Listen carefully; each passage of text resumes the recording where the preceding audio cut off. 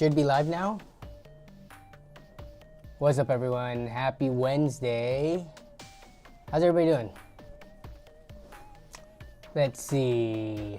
First in the house today, we have Craig Lilly. Actually, give me 1 second. I need to set up something real quick. Then we got Jonathan Tober. What's up? What's up? Buster K. Scooter in the house. KL130 as always. Efficient Way. Let's see. We got Mod Kevin Ngo in the house. R Flat, who has one continuing tech drama item and one gamer item. All right. I'm looking forward to hearing it. Let's see who else we got in here so far. We got Citrus. What is up, Citrus? God Market. Steve Rodriguez. What's up? What's up? What's up? The Kane. We got Flappy. We got Blix. Sean Hank. What's up, everybody? How's everybody doing? Have y'all watched the latest LAN party stories yet? I released that on Sunday. I pulled an all-nighter to get it finished because, oh my goodness, Premiere Pro does not like it when you throw like 20 hours of footage at it and try to edit through 3+ hours of footage on the timeline with like hundreds of cuts. But I found my new plan moving forward, editing LAN party stories videos. I need to make a separate project file per day. So like one for Friday footage, one for Saturday, one for Sunday, and then import them onto a final project once they're all edited. Because as I was trying to skim through it, Premiere Pro has a memory leak problem for whatever reason. I've only experienced it this time. I don't know if it's the version I used or if it was just I had more footage this time than usual. But it got to the point where I had to restart Premiere Pro every like 15 to 20 minutes because it was taking so long to play back as I was skimming through the footage. But yeah. Tricky says, hope y'all doing well. Saving the LAN party video to watch with my community. What is your community? Is that like your group of friends? Or are you a content creator and you're watching it with like the other people that you stream for and stuff like that? What's up, Nathan Tasker? Thanks for the kind words. I appreciate it. Scooter says, you're like halfway through. Okay, so funny thing, and I'm going to mention it now before the stream gets more busy. It got to the point where, so every time I do a LAN party stories video, I mess something up. Usually that mess up comes in the form of me not blurring Melissa's face, my wife. And this time there was multiple points within the video where her face was revealed. I was able to edit it after the fact, but there is still one part I know for sure in the video that her face is revealed. It's not like a close-up shot or anything, but it is there. But yeah, it was just, when you're done editing, the best thing to do is to do a full watch through of it. But it was getting to the point where I pulled an all-nighter. It was like 10 a.m. already. I wanted to get the video out at a reasonable time by noon. I couldn't do another full watch through to try to catch the last of it. So I was like, you know what? I think I caught everything, and I released it. And people caught the timestamps where Melissa's face was shown. Bad husband indeed. I know. LAN video was good. Made you hungry, dude. I need to make a compilation of all the food we've done at the LAN parties. Maybe do like a YouTube short or anything. I'm thinking, like, if you had a LAN party, which foods would you prefer? And then show like the fuzz, the curries, the barbecue, the spring rolls, and just make some shorts content out of the LAN stuff.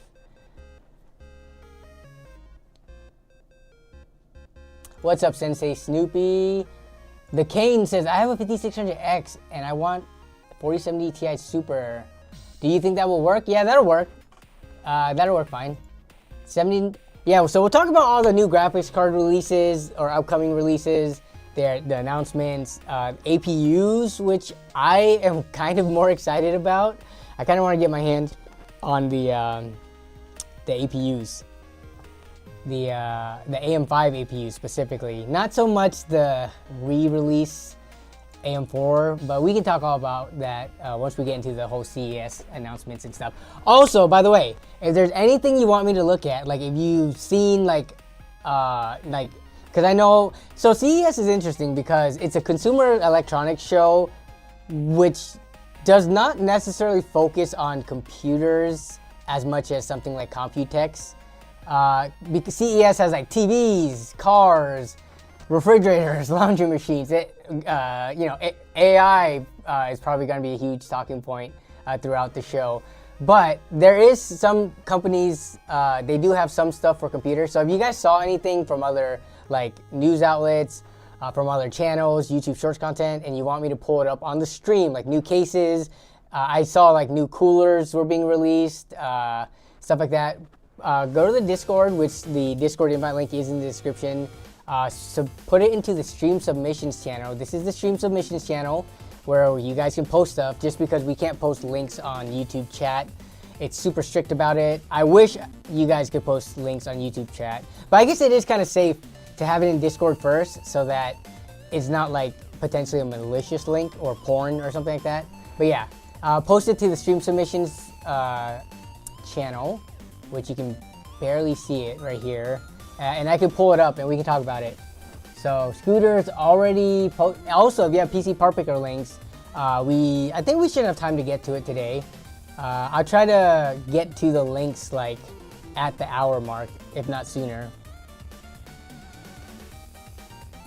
Yeah, Scooter. So I did see your submission, the stream submissions. Thank you. But yeah, anything else from CES that is interesting that you want to like pull up and discuss, feel free to post it there. But we're just chilling right now, still waiting for people to come to stream.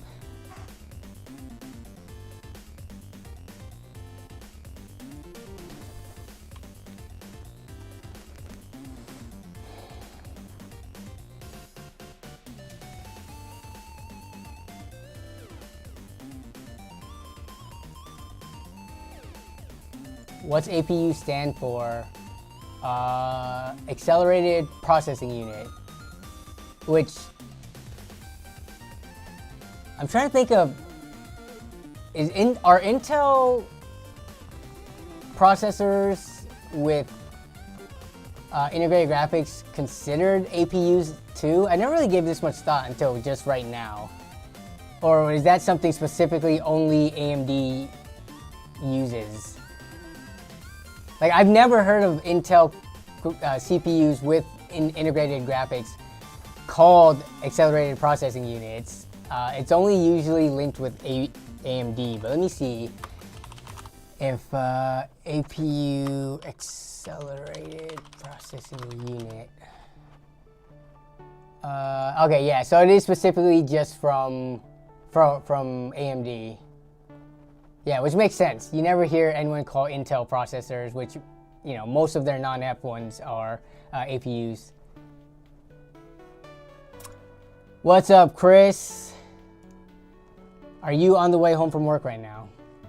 Ryzen 8000 APUs make me excited. I'm kind of excited about them too. We could actually look at the performance numbers, even though I don't, well, it's because these the integrated graphics for the Ryzen 8000 APUs have already existed in like the mobile space, right? So we can actually pull up the same like equivalent level of performance from laptop benchmarks or like those mini PCs.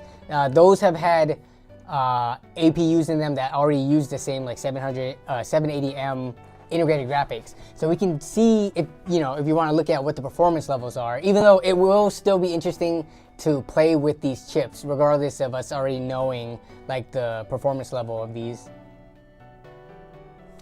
Who heard about the Samsung see-through displays from CES? I saw, who is it, Mr. Who's the Boss, or one of those tech content creators that usually do mobile phone stuff. I think I saw a thumbnail of him showing the see-through display from CES. But before even like looking into it more, I'm trying to think of what is the purpose for a see-through display. I know CES is like to show off the capabilities and like the bleeding edge of technology, and a lot of the times it's not practical. But I'm trying to think of like for a see-through display, what is the use cases for it really? And I'm not sure if I can think of any off the top of my head.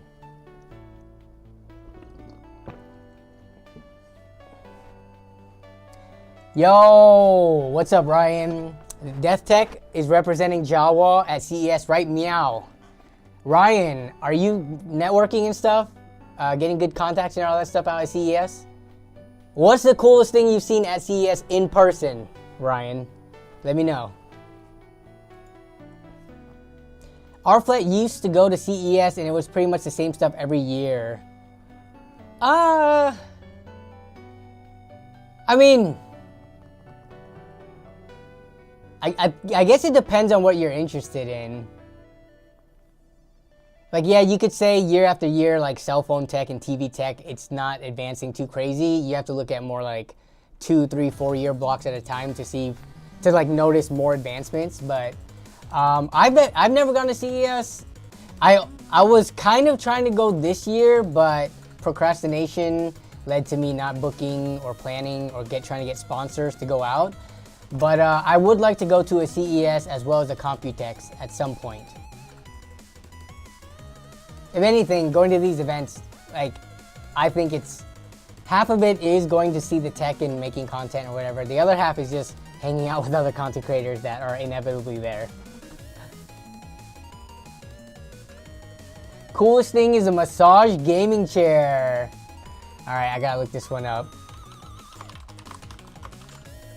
Massage gaming chair from CES. The U-Throne gaming chair, is that it? With the V-hand massage technology. Let me see.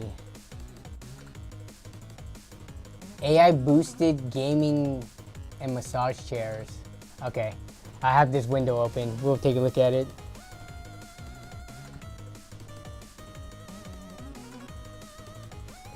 The see-through display is for webcam purposes, so the presenter looks straightforward rather than awkwardly looking at the side. That's what like a teleprompter is for. Okay, but let me think. The presenter is looking straight forward instead of to the side. You mean like you're gonna put a camera behind the screen? But the thing is, with the see-through display, am I thinking see-through display incorrectly? Because I only saw the thumbnail. All right, let me look this up. Is it like a one-way mirror where on the other side you can't even tell there's a screen there, and then on the front side it's like a full display? I thought it was more like transparent where you could still see some of the stuff through it. For sure, no worries, Ryan.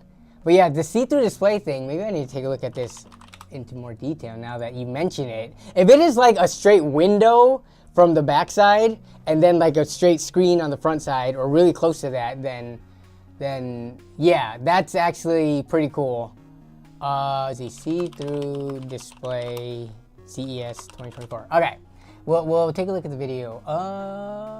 Okay, we got jerry rig everything with that one. So Hyundai Air Taxi.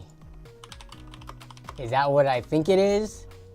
It's like, okay, yeah, for like congested cities where you could just fly from like helipad to helipad. I've seen the concept for this for years. I don't know if it's just ever been like actually implemented in any cities in the world.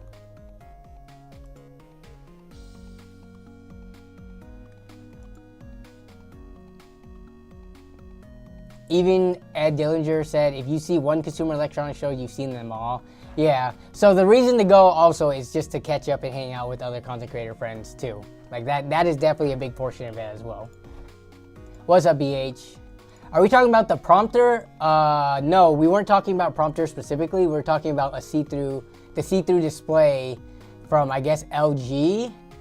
And then I mentioned the teleprompter because if the reason is so that you could like put a camera behind it so that you could look into the camera as you're looking at the screen, teleprompters already do that. And I think like Elgato has like a specific one made for streamers to do that. Nothing too interesting with the GPU, still overpriced. I guess we'll have to go back to touching grass like the old days.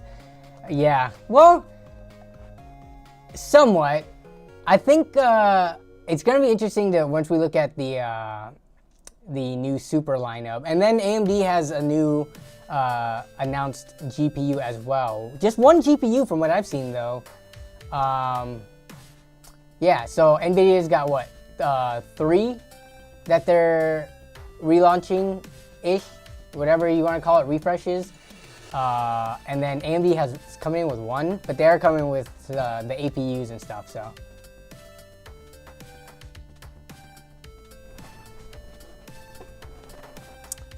All right, let's get into it. Just because there's so much stuff, and potentially, as you guys feel free to submit other things to the stream submissions that we could pull up from CES, because I for the most part only have articles pulled up for the GPUs and the APUs.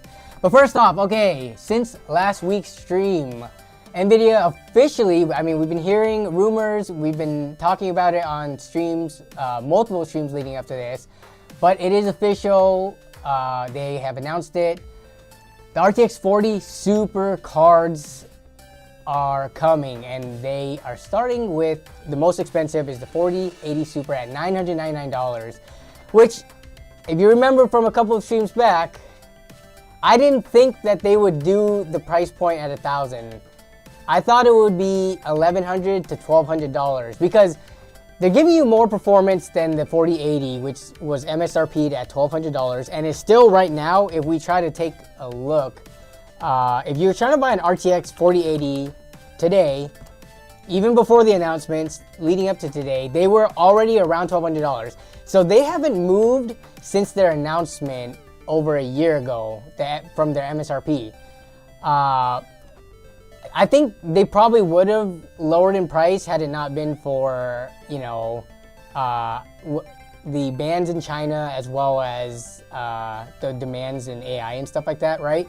So you couldn't get one for MSRP or for lower than MSRP, much lower than MSRP, even leading up to this announcement. But now they are giving you a card that is better than the 4080 and $200 cheaper than what you would have been able to get it for basically since it's released.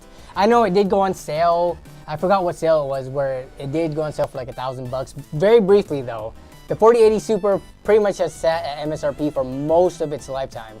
So I think this is a win for Nvidia, which I feel like we haven't been able to say for a pretty long time. And then you got your 4070 Ti Super, which is doing the strategy that I thought they were gonna do, where they're gonna release it at the same MSRP of the non-super card. So 4070 Ti's, they were, you know, released at 800 MSRP. So this one's gonna come out with better performance at 800. And then you have the 4070 Super, which the non-super was $600, and now this one is gonna keep that same price. So 2 of the 3 cards follow the strategy that I was kind of guessing. The 4080 Super, the highest end one, surprisingly, is going to be $200 cheaper. If we take a look at the specs of it, they have it all laid out right here. So across all the cards, let's see. So let's look at the most affordable one, $600 here.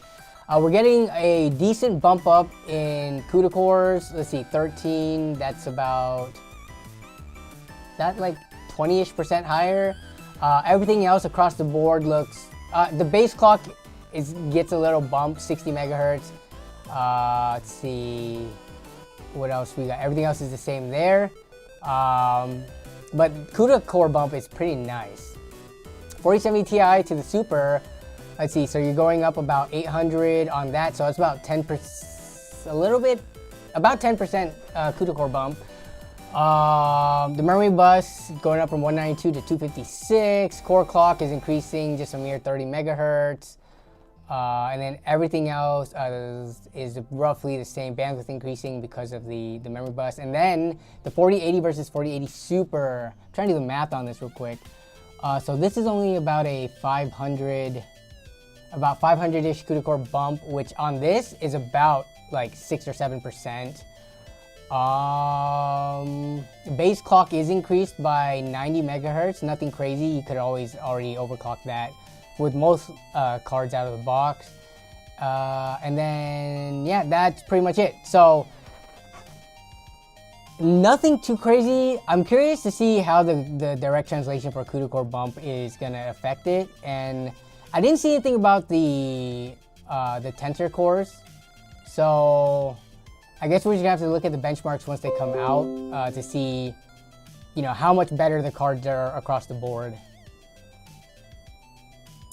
Juan Manuel Gomez Llanos. What happened to my Instagram account? So my Instagram account got deleted because I think, so what happened was there was attempted hack accounts on my Instagram account. So it got locked out. And I tried to get Instagram to unlock it multiple times and it never worked. And they eventually just deleted my Instagram account. So I had to start over. Let's see if I can even pull it up. I don't know if I can pull it up, but it's Nerd on a Budget 2.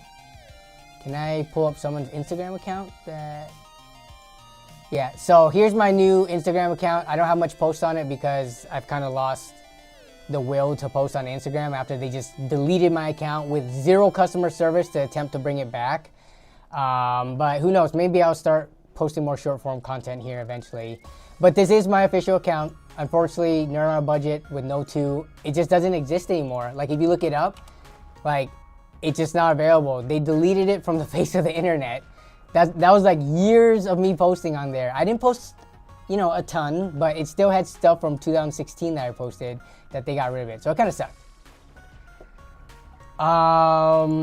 But yeah, let's see. Okay, first poll of the night. Do you think these new cards are a win for Nvidia? Straight up, yes or no. There's no in between. It's just, do you think it leans more towards a win or a loss? Or just looking at this, I'd say it's more of a win. It's not a huge win. It's not game breaking or anything like that, because at the end of the day, these are still pretty expensive cards. The cheapest one being $600, right?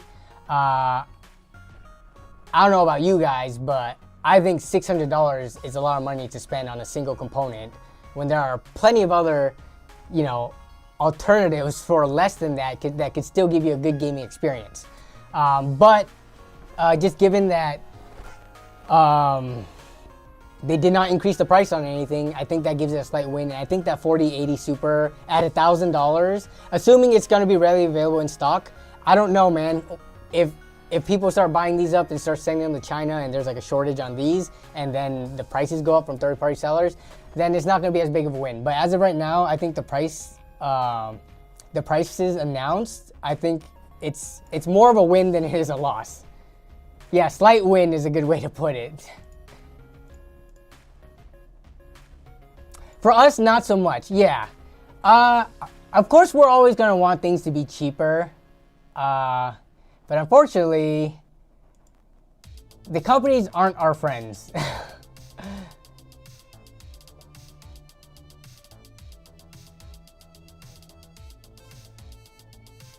Yeah, I agree with this. There has never been a TI Super card, though you could argue, you know, the Super lineup is kind of new. It only started at the 20 series. So there's only been Supers in the 20, 30, and now 40 series. Them doing the... And also, if you remember how the Super Performance usually lined up with it, Super Performance tended to be a little bit worse than TI. It was like they released the base card, the TI card, which was, you know, noticeably better, and then the Super would fall like in line a little bit closer to the TI Performance as kind of like a refresh.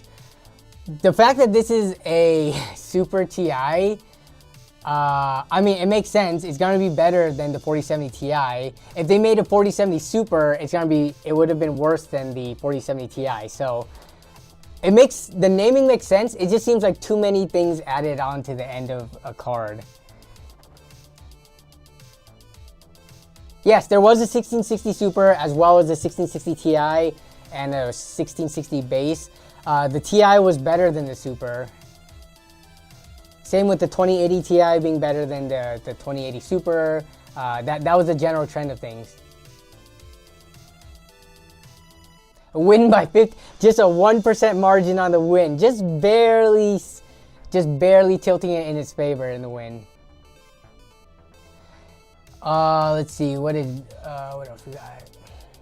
And people were expecting them to be more. Yes, I would say that I would have to go back and look at the poll, but I think most people expected them to be a little bit more than what they came out as. So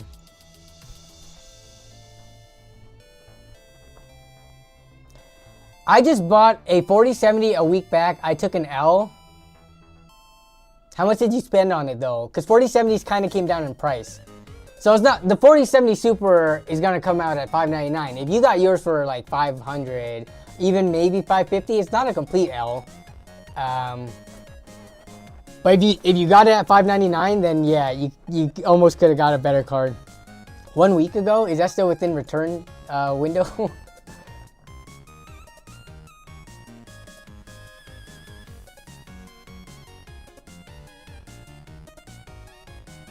Justin Alexander, I just installed my first bidet and I'm nervous to use it, lol. It is kind of a surprise the first time you use one, especially in the winter time, because the water in your pipes are kind of extra cold. So get ready for it, but it's nice to be completely clean.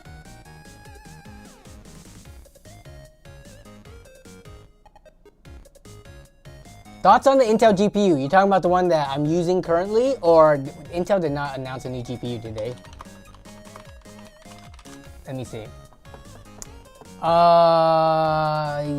Yeah, so and there's no new GPUs from Intel. Currently, my thoughts on using the A770 in my system right now, aside from the weird buggy interaction that I got with Premiere Pro 2024 specifically, I mean, I actually rendered and edited the whole 2023 with no GPU issues. It was all RAM issue. Yeah, it was maxed out my 64 gigs over the course of like 20 minutes every single time. But I still wouldn't recommend Intel Arc cards to people for their main computers or like first-time builders. But for people who are like PC enthusiasts who like build lots of systems and have multiple systems on hand, I mean, I think it's fine. Yes, AMD did announce a new card. So going back to this, so I would say, you know, we've had kind of slow GPU news for like the last few months. So this one, even though it is kind of like a refresh, this is still pretty big news. Hopefully, it's mostly the 4080s I think people are going to be the most interested in, because the high ends, they have been kind of like not priced the best as well as out of stock, mostly the 4090. But the 4080 Super being readily available at $200 cheaper than what they've been available at, I think this is a decent win for the people building higher end systems in like the $2,000 plus dollar budget range. But all right, as somebody else asked, yes, AMD did announce the new RX 7600 XT 16 gigabyte. So let's see, when did the 7600 come out? That was back in summertime, right? So this was kind of like, it felt like a delayed release. But the big thing about this is, from the 7600 that had 8 gigabytes of VRAM, we have double the VRAM. Let's see, so it's gonna launch January 24th at $329. Same core count as the non-XT model. So let's see the side by sides. So this is all from video cards.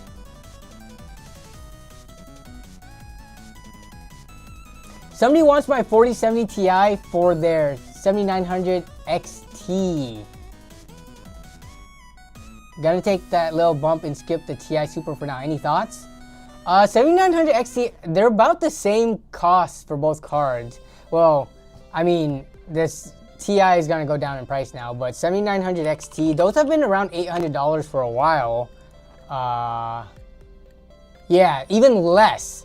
So, I guess my question, the 7900 XT outperforms it, raster, but it depends. Like, technically, the 4070 Ti, it's either the same or a little bit more expensive than the 7900 XT, even though, you know, it comes in as lower performance. But long term, if you care about resale value at all, the Nvidia card's gonna hold its value for longer. AMD cards, which is good for people who don't mind AMD cards.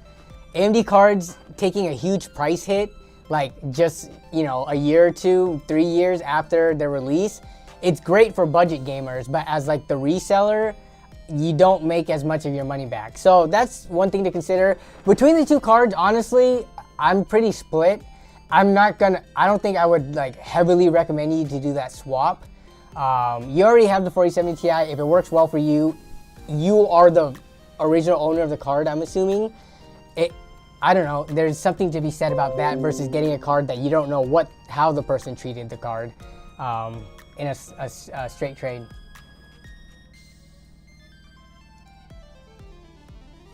Is the 7900 XT better? Yes. The 7900 XT is way better than the 6950 XT. It is leagues better than it.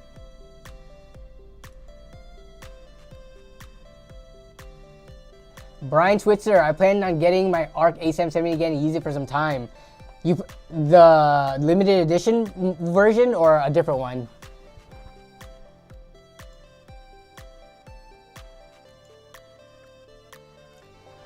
Okay, but going back to the 7600 XT, so looking at the performance differences, let's see. So they do compare it here. Can we take a quick look at this? So this is what they're showing, what is this? This is with, wait, they're showing ray tracing benchmarks? Seriously? Oh no, this is Forza Horizon. Okay, Forza Horizon 5 technically has ray tracing, but it isn't like full ray tracing. Or at least, not until recently it wasn't full ray tracing. Let's see, Shadow Tomb Raider. Okay, so what's the performance difference between the two? Why are they showing this against a 2060? Come on. Show it against the 3060 or 3060 Ti. But if we look at the performance differences, so on this right here, 4 on 60, what is that? 1/15th, it's about like 7 to 8% difference here. 71 on 61, that's like 8-ish%, right? Yeah. 61 versus 72 on The Last of Us. So that's also about 9-ish%. No, that's not 9. That's actually close to 20%. Sorry, my math was wrong with that. 67 to 94, that's actually a pretty big bump. So that's what? 27 FPS on 67, so it's like 30 to 40%. So some of the games there's a big bump. This is faster gaming and ray tracing at 1080p, and then at 1440p, let's see. I would say, just based on looking at these numbers, we're looking at 20 to 25% performance bump. Like if you were to average these. And some of these bigger performance differences are definitely helping to skew the numbers a bit. But okay, so this is gonna be what, 330 bucks? What is that on versus a 7600 that you could get? It's RX 7600 right now. Those are like what, 270, right? Yeah, exactly 270 right now. So we're looking at 330 divided by 270. Yeah, 20%. So it looks like a linear increase just based on the numbers that AMD has shown us and the pricing that they've shown on us versus what's available now. So not necessarily better value, but if you do have more money to spend and want the same FPS per dollar, you know, if you have like a little bit over 300 to spend, instead of having to go bump down and pocket your money, you could just grab a 7600 XT, assuming these benchmarks are pretty true and the pricing holds. But let's see, never mind, I can't say anything. How long do you think the new Nvidia cards will hold, like 10 years from now? I'm trying to think of what a 10-year-old card looks like right now. And that would be a GTX 970. And honestly, a GTX 970 performs surprisingly okay, given that it's a 10-year-old card. So any of these cards 10 years from now, they're probably just gonna be used to play whatever esports title is at the time, and they're probably gonna be used in like, you know, the 20, 34, $300, $400 budget builds of that time frame.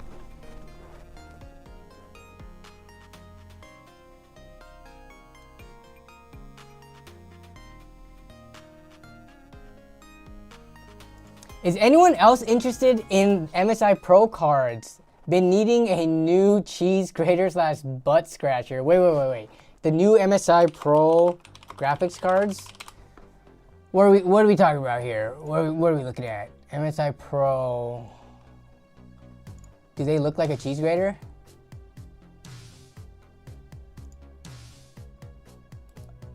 Where can I find graphics on these? Was this just announced at CES?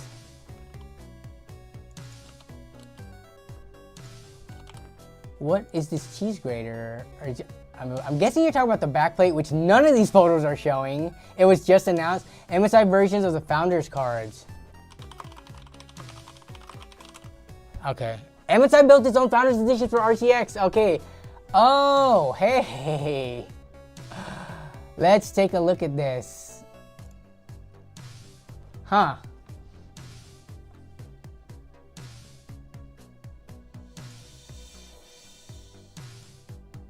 All right, so it has that, you know, one fan on each side design. Okay. Well, I want to see that cheese grater up close. I guess this is the best image we can see.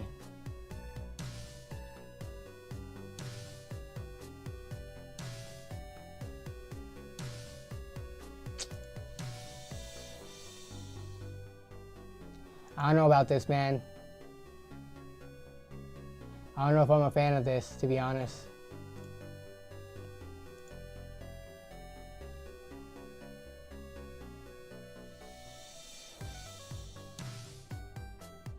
This was just announced, huh? Okay, let's see. This is from PC Gamer. Let's get some more details about it.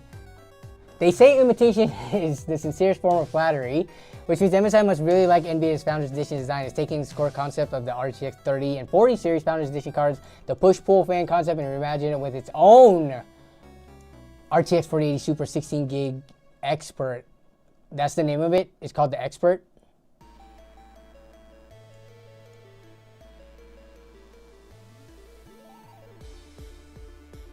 This card's a lot bigger when you expect up close. Okay.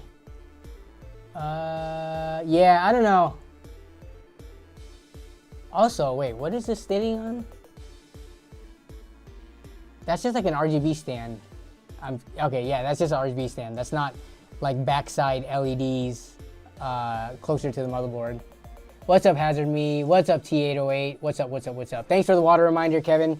I appreciate it.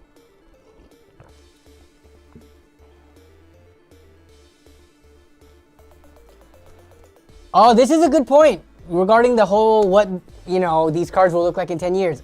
Frank M says, I'm not all for it, but in 10 years, the internet connections and speed will likely make streaming games really, really good, if not the potential norm. Potential being the key word. Yeah, I'm not a fan of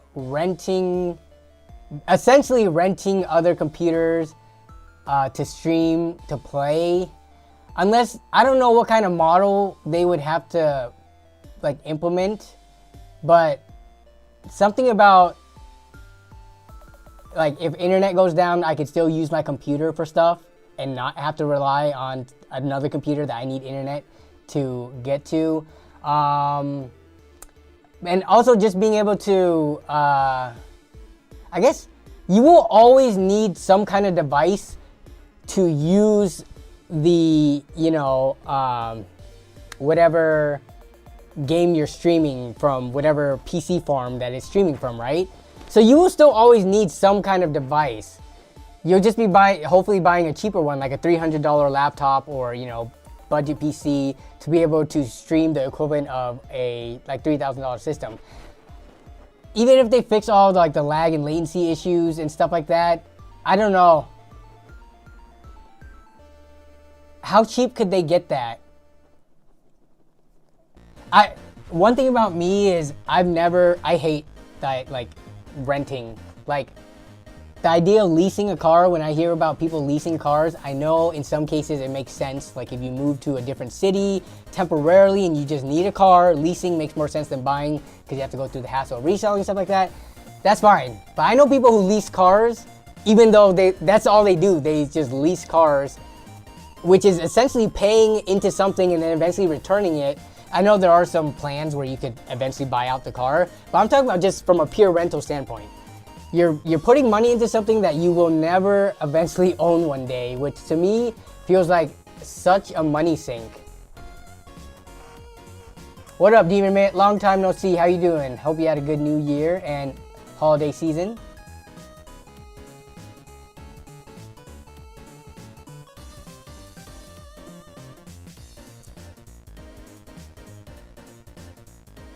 But yeah, so the idea of, even if it was like, did anyone here use was it GeForce Now? In cloud gaming. All right, what does the GeForce Now cost? GeForce Now membership, there is a free tier, but the membership tier is $99 for 6 months. $100 for 6 months. That's like okay, I can't do math. That's like $16 a month. Oh, see, they just gave me the math. What am I trying to do math for when they gave it to me right here? $17 a month. I mean, yeah, to save up for like a $600 PC, you could spend $600 on a PC, but you have to have the upfront money.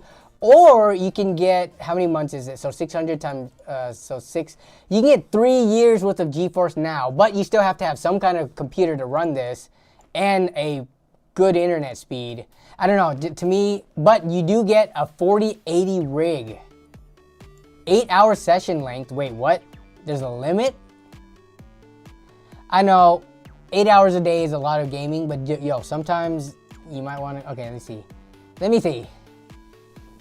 This one's 6, that's a priority. So that's the ultimate membership. Okay. Let me look up this. There is no set limit to how many times a member may start a session a day. Oh, okay. So your session would just end and you would just have to restart it. Interesting. Okay, so there is no real time limit, except for if you're playing hardcore WoW and it kicks you off and then you die. But for the most part, that's not an issue then. Yeah, session limit. Yeah. So that's not a huge deal. I don't think... You just have to plan for it, right? Like, relog before you hit your 8-hour limit in the middle of a tough game where it matters. So I think that's fine.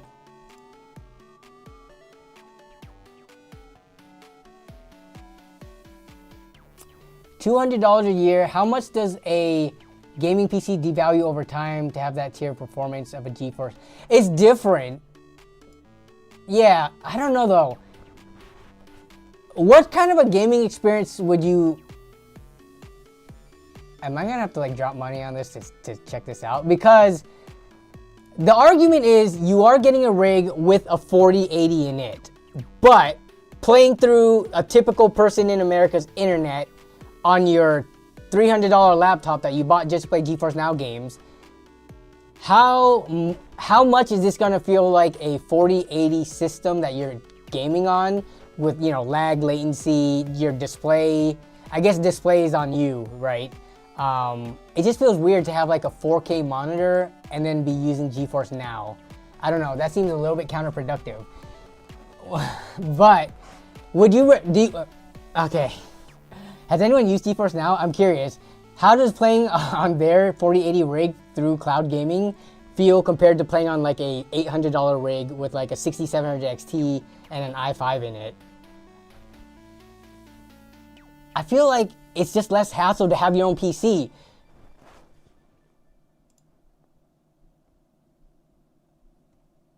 Oh, I'll try this on my 56K dial-up. Yeah. You're just playing devil's advocate. You don't have any experience. Yeah, I don't either. But it looks like I'm gonna have to. Okay, let me write this down. So my biggest issue with this though is these PCs. You're only logging into them to game, and this is the argument I've always made with like consoles versus gaming PCs, right? Most people I know that have PCs, they use it for so much more. Like photo edit, like could you use these GeForce Now machines to use Photoshop and Premiere Pro? I don't know. I just like having a computer where all my files, all my music, all my pictures, all my documents, all of it that's mine is there and it's not going anywhere compared to logging into a cloud gaming device and being kind of restricted to gaming. And if they do have the ability to like photo edit and all that stuff, like folder paths and all that stuff, I don't know, storing your homework on there. I don't know. It just doesn't feel like the true PC experience, if that makes sense. What up? Late because I had to spend 90 minutes to try to check in or cancel a reservation at a hotel. Ended up getting a nice one, lol. What up, Shauner? Hotel for what? What are you doing? What are you doing? I don't think it gives the full desktop environment. It's just gaming. Then yeah, to me, that's just like having a PC is the full desktop experience. I know I focus on gaming PCs and that's most of what I show, but I constantly talk about the full computer experience anytime I compare consoles to like computers. That's why I hate those comparisons. Is the PS6 gonna be the PC killer? They're not even in the same ballpark, yo. Wooey, yo, first time on stream. Love your videos. You are a nice guy. What's up, Wooey? Thanks for the kind words. I appreciate your support watching the videos and stuff. I mean, $200 a year for a full desktop environment and 40 would be so cheap for server hosting. Yeah. But then, yeah, how much storage space are they gonna give you on that? And what is the downtime? I'm assuming GeForce Now has pretty much like a 99.9% uptime. That would have to be my guess. Do they specify that anywhere here? Uptime? Doesn't look like it, but I would imagine it's Nvidia. They're not, you know, new players to this space. So you're on a ski trip tomorrow's day 3. Nice, nice, nice, nice.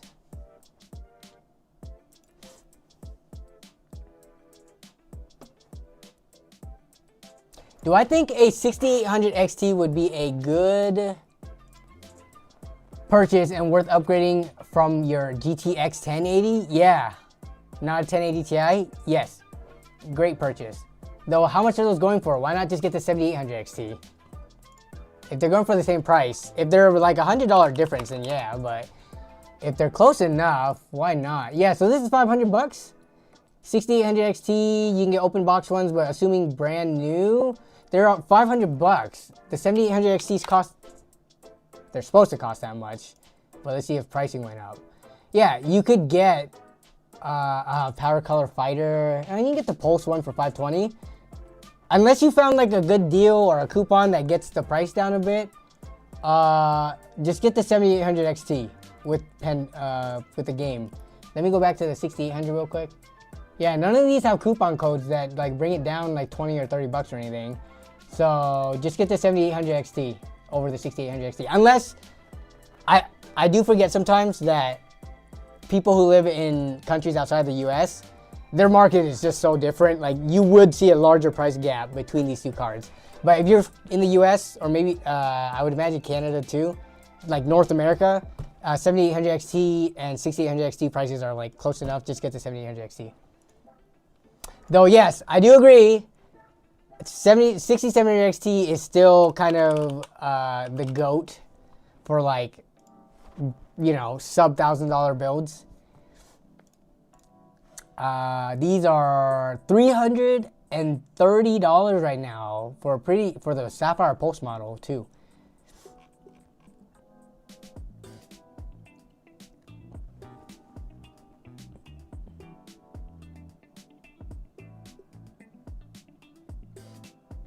When do you think the 4090 prices will drop? Because I'm wanting a 4090 ROG Strix. I don't think anytime soon. I have not heard of any like, I have not heard of the demand for 4090s decreasing, and given, you know, AI is still on the upwards trend, and there's no word on the ban being lifted in China, I don't see a reason for 4090s to become readily available and in stock anytime soon. So,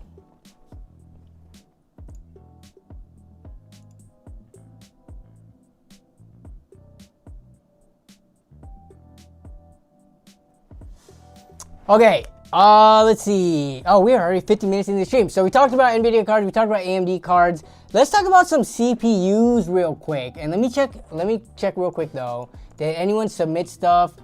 Okay, so people had some questions, and then we got a PC Partpicker list. So again, if you saw anything cool at CES, like new cases, new, I don't know, just anything new, mostly regarding to computers, right? Feel free to submit it to the stream submissions and we can pull it up. But right now we're gonna look at some newly announced, we have two kind of different categories here. So AM4, the platform ceases to die. AMD is releasing quote unquote new processors for AM4 still. So we have the 5700X3D, which I don't know if I'm too excited about this. The price point is a little bit more exciting because the 5800X3D still sits in like the mid $300 tier. Having this readily available, because the 5600X3D you can only get at Micro Center, like this is another option which isn't too much more. It's $250 compared to the $230. I know Micro Center sometimes has this for a little bit cheaper, but not everyone has Micro Center, so not everyone had access to the 5600X3D. But the 5700X3D being $250, and just being another like intermediate step until before the 5800X3D, I'm not upset about this announcement at all. But where are those? Here they are. The new quote unquote new APUs, but they're kind of like refreshes. The 5600 GT and 5500 GT, which is kind of refresh of the 5600G. This one I'm not too excited about, unfortunately, just because it is just a barely performance bump. It does look like in some games they're showing like up to 10%, like apparently in Dota, let's see, 5% in Dota 2, 10% better in PUBG. So it's very kind of marginal gains on the iGPU side, and then on the computing side of things, what are we looking at here? So Cinebench, so 6%, 7%, yeah. So we're looking at anywhere from like on average 5 to 10% improved performance. Nothing too crazy. Did they talk about price? I don't know if price information has been released. The 5600 GT will be $140. That's actually a pretty nice price. Because I think 5600Gs, weren't those like $160? Let me take a look real quick. If we were to take a quick look at the 5600G, and now you're getting a better performing version. Oh no, they're at $144, but this is a sale. What was the normal price? They don't have it here. Let's see if Amazon has a different pricing for it. Wow. This is... so that makes it less exciting. If this is $130 and these ones coming out are $140, and you're looking at a 10% price difference, that makes it less exciting, for sure.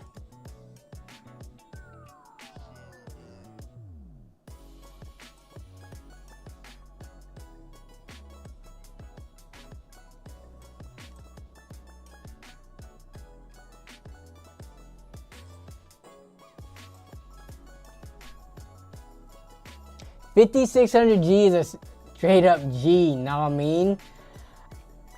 So $5,600G, I think, I always liked it.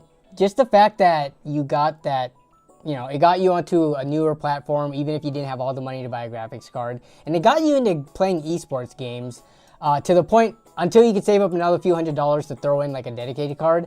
I always liked the the 5600G.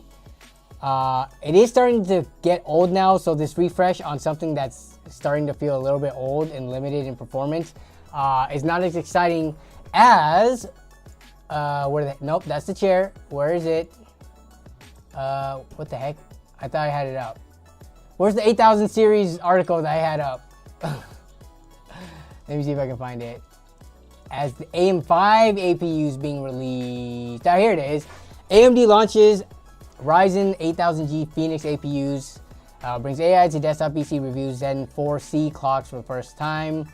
So the 4C is like for the, usually that was for their like workstation data center type processors, but now it's going to be in consumer grade processors.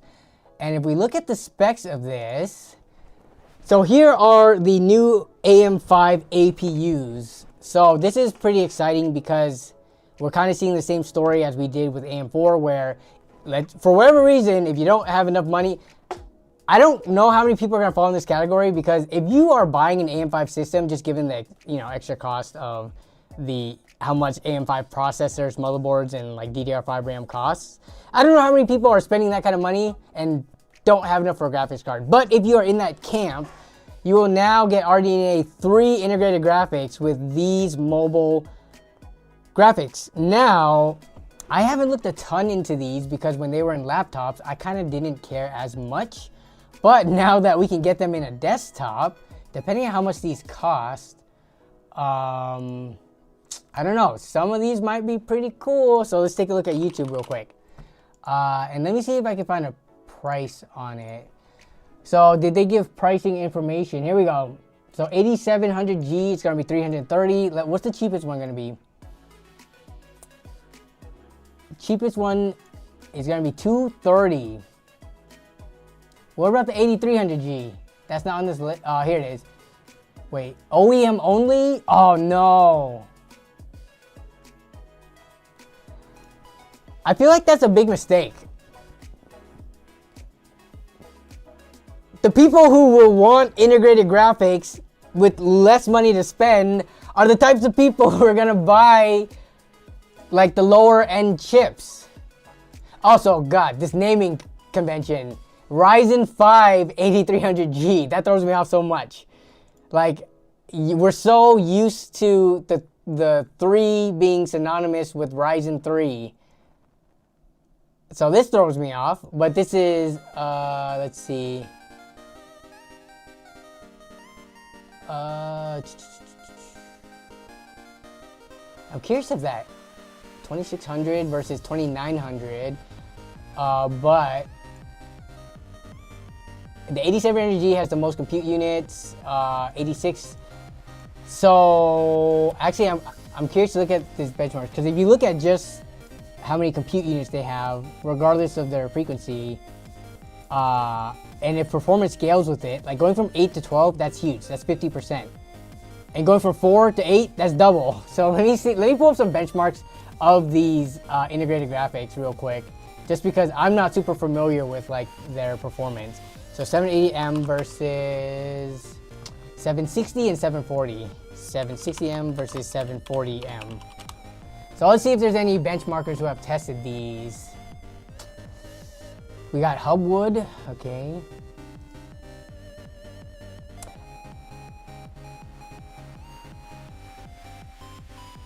Meanwhile, the FX 6300, only $19 right now. Really? It's finally, glad to see those finally drop to the value that they're actually worth, right? Oh, okay, let's see. iGPU, so Random Gaming HD, does he have some side-by-sides? Hello everyone and welcome. Hopefully he does. He does. Okay, so we got, oh wait, that's a 680 though. No. I want 760 and 780. I don't know if we're gonna find that actually. This is the only video. Let me see.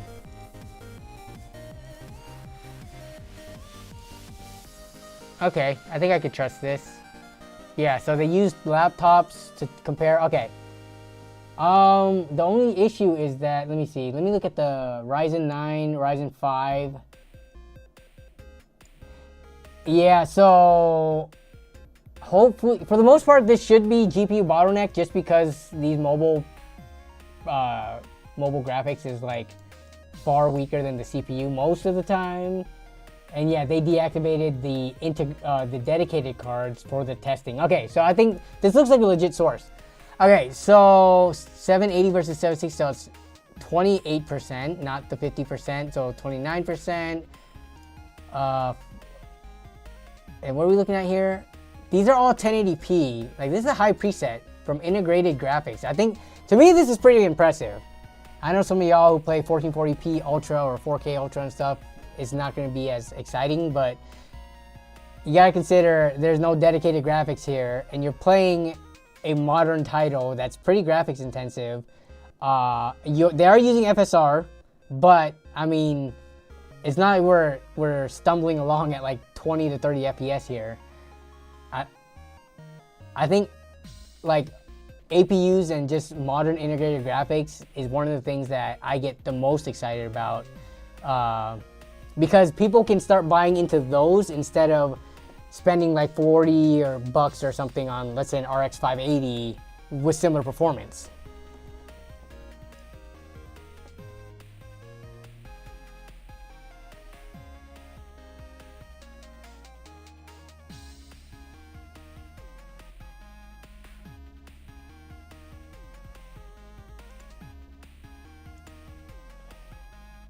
Your issue is AMD only pays 100 with the 8000 series processors. AMD only, you're talking about AMD only pays 130 to produce some, and then whatever else is margin on top.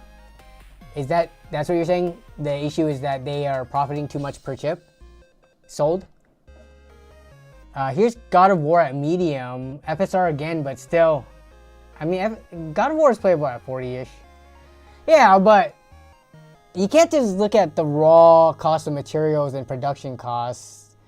There's other hidden costs, R&D, I don't know, advertisement, other stuff. Of course, we all want it to be cheaper, and they're always gonna make a decent margin on anything they sell.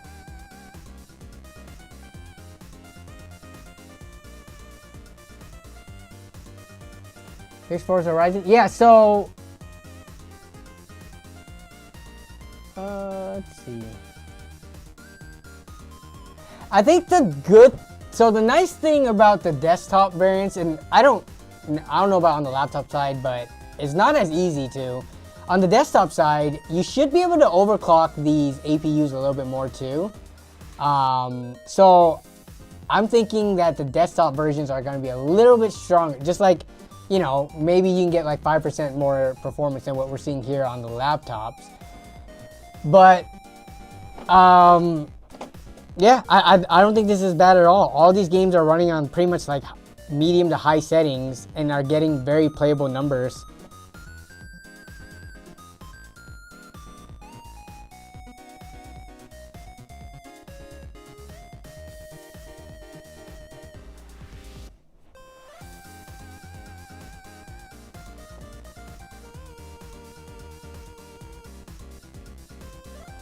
I think getting an idea from this benchmark gives a good thought of making an ITX. Yeah, making tiny systems, ITX systems, making systems just for people who are not super into like computing, just to start off. For your parents, I guess for your parents or grandparents system, you don't even need this. You can just buy some old office machine with like Haswell Intel integrated graphics, and you could be fine there. But yeah.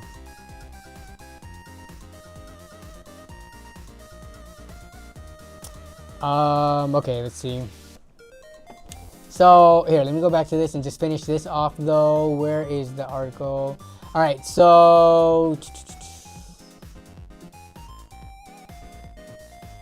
going back to the pricing. Wait, where was that at? Okay.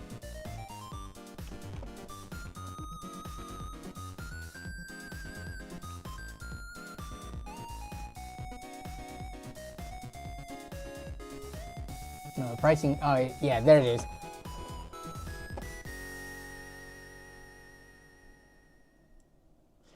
8500G, 740 versus 760.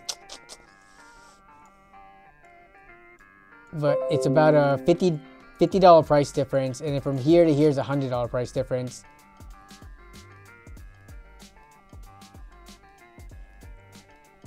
That's kind of why I wanted to see if they could have released this right here at like, I don't know, 130 or something. That would have been nice. It's just, as much as I do like the advancement of integrated graphics, I don't know how many people would be interested in buying this. You're spending $300 and you're getting not bad numbers here, but at that price, with whatever the heck you're building around this thing, I don't know how many people are actually going to be running on the integrated graphics. So you just be using it to do sideline things. Like, I don't know, maybe you could offload your renders or like streaming to it. But to be actually gaming on it after spending $300 on this and a full system, I don't know how many customers are actually going to be doing that.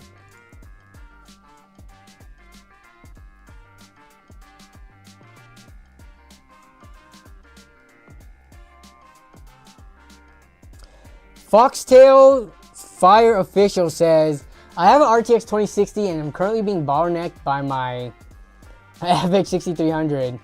Is there a way to help the bottleneck not so much? I mean, overclocking it would barely help it in this case, I think. You're just on too old of a platform. You need to upgrade your processor, motherboard, and RAM. And potentially, I think that should be it, assuming, you know, you have a decent power supply and everything else. But yeah, I mean, even bumping up to like an i3 12100F or something along those lines would be a huge bump up in performance. You could do that probably for, let's see, under $200 for sure. You can get a new processor, motherboard, and at least 16, if not 32 gigs of RAM. Probably closer to 16 gigs actually. The LGA 1700 motherboards are still kind of expensive. GRT's asking, what GPU should I get for a Ryzen 5600G? How much money do you have to spend? If you have like $350, get 6750 or 6700 XT. Or potentially wait for the 7600 XT 16GB to come out. If that can perform closer to the 6700 XT as well. So yeah, it all depends on how much you have to spend. If you have only like $200 or $150 to spend, I'm gonna say look in the used market for like a 1080 Ti, 5700 XT. Used 6600 XT might be under 200 at this point. Actually, they might be that much new. I haven't looked in a while. What are RX 6600 XTs going for? They were going for like, what, 230? Oof. Are they at the point where they're, oh yeah, 230, 220 for the non-XT. Let me look at Newegg. Amazon be bugging out sometimes once cards start to kind of become like out of production or get phased out with the newer line. 6600 XTs are 240. Yeah, I would go used market. There's so many 6600 XTs and 6600s in the used market. There's no reason to pay this price, in my opinion, when you can get it on eBay for, it should be sub 200. So let's look at how much these are. Come on, give me some sub 200 prices, please. $200 from a seller with 100%. Yeah, so they're about 200. Nope, you don't want the non. They're close to $200.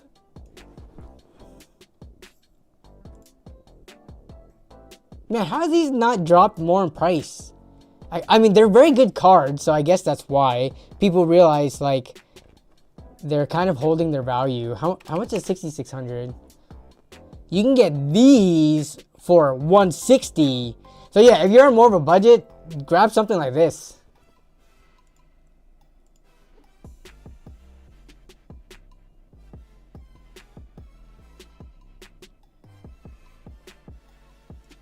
Yeah, so we're looking at like 160 to 170-ish for the 6600, which, I mean, not a bad price at all, considering if we wanted to get one new from Newegg.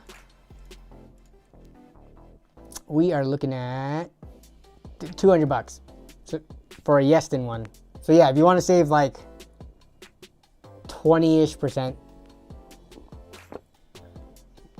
you might be able to find one cheaper in like the used market locally to you.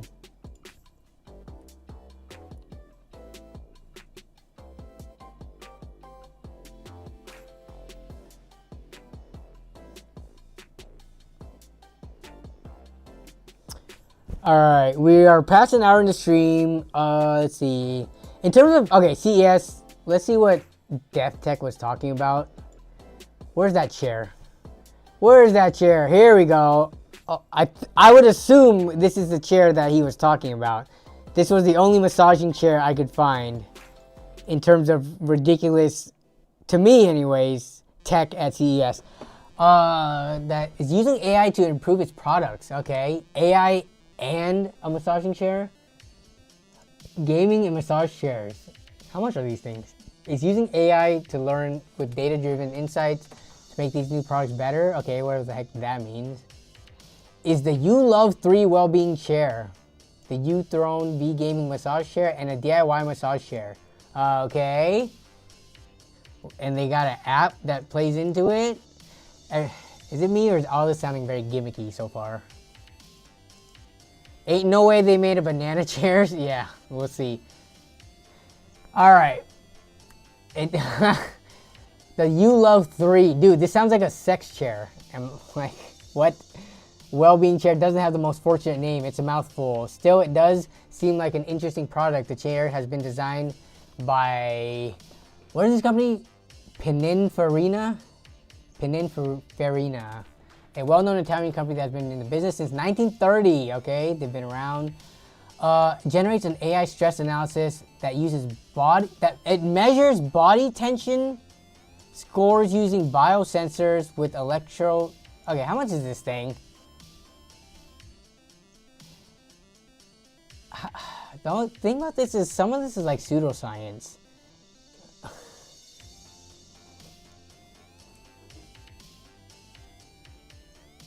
You sound knowledgeable regarding sex chairs? No. I'm just saying the name ULove 3 sounds like something that you would buy from like, you know, at a sex shop. This is the company that designs the interior and body designs for a Maserati and some Ferraris. Okay, okay. Okay. It comes with a hand massage. Wait, what? The V hand massage, which makes gamers feel the skill of a masseuse's hands across their neck. Let me see. What is this thing? 360 massage rollers included here. Nah, I don't think anything will ever actually feel like a hand. Y'all ever use like massaging devices? Like, let me see. Neck massager. Like the ones with like those rotating balls and stuff. Like these things right here. Have y'all ever used, not this one, but like these?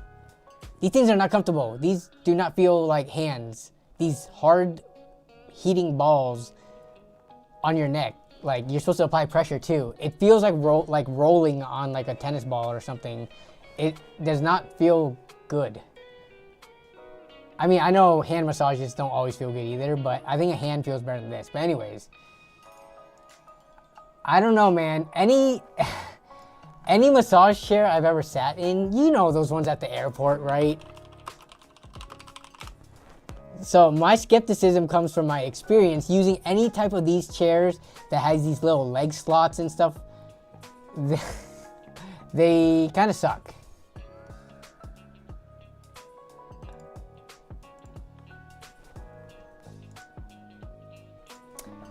But let me look at the, oh man, there's no like video on here. I have to go to the YouTube video. Allows you to, oh, and then the DIY version. So they have the actual full chairs, which seem crazy stupid expensive, even though they don't have the price here, I don't think. I'm not seeing any price information, But I mean, come on, look at this thing. There's no way this thing is under $1,000. But they do have this, which is like, you can insert it to any chair. You can turn any chair into a massage chair. And it looks like in the image, I gotta zoom in for this one.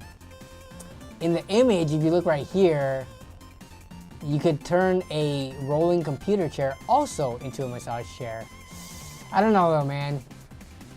I don't think I or anybody in this chat is the type of audience to spend money on this. Custom banana chair, exactly.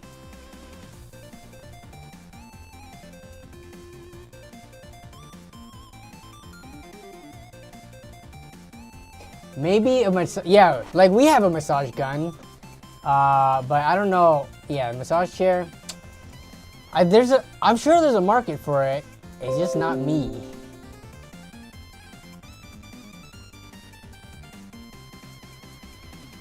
All right, let's take a look at the stream submissions, which is pretty tame this week. So let's take a look at this easier one first. So as you may know, says Flappy, I have a 5600X and an RX 580. Would an RX 6600 be a good upgrade? It would be. But Flappy, if you're still in the chat, how much money do you have to spend? You could get better than a 6600 if you know, like you can push your 5600X a little bit more. A 6600 is a pretty like tame upgrade. It's like a big upgrade from the 580, but you still have room to like even use a bigger graphics card if you want. Yeah, you're still here? Okay, yeah. So for your 5600X, if you have enough, push up to like 6600 XT, 7600 XT once that comes out at the end of the month, or 6700 XT. Like that would support those cards perfectly fine. Around 200 you can go used. Oh, if that's the case, then yeah, you're kind of limited to a used 6600 XT or a used 6600 and you pocket the rest of your money. But yeah, that's pretty much what you have. James Ray, oh yeah. Here, let me go to Twitter real quick. I think I need to log in, so give me a second to do that.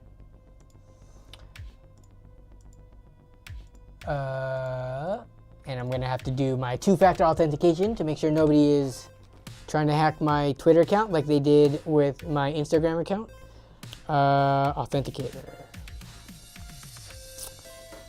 Twitter, where you at? Oh, there it is, okay.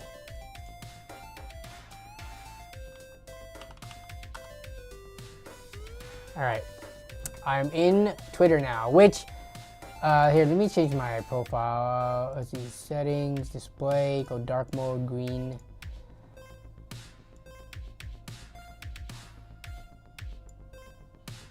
So we got James's, okay, so, and I think you posted last week too, but I didn't see it.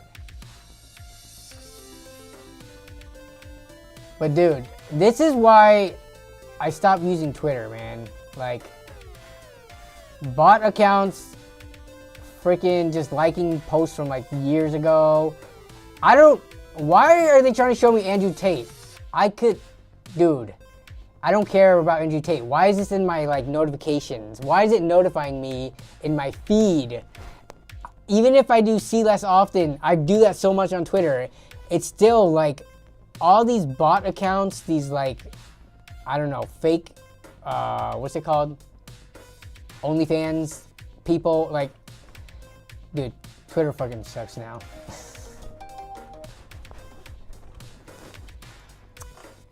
Twitter, I mean, X has always sucked. It has, but I feel like it's starting to suck more at like a quicker rate in the last year or two. It actually wasn't that bad like 3 or 4 years ago, I feel. Like, I'm a person who sticks mainly to like the tech corner of it, and somehow it keeps on wanting to show me other crap. Especially like a lot of politics, a lot of like freaking Andrew Tate and equivalent.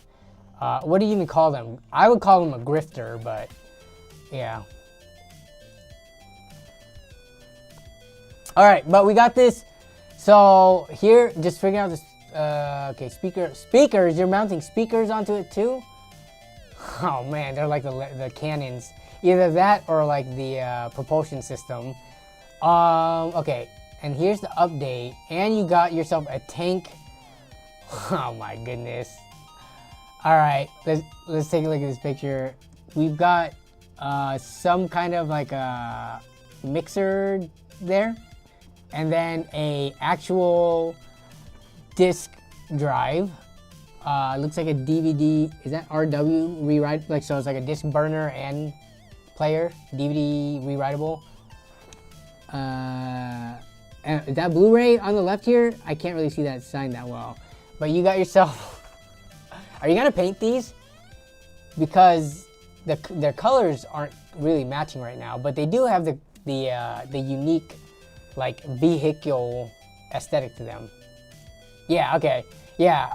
I figured you would paint that because what is this even made of right now? I'm trying to figure out what this is from. It looks like you cut it from something.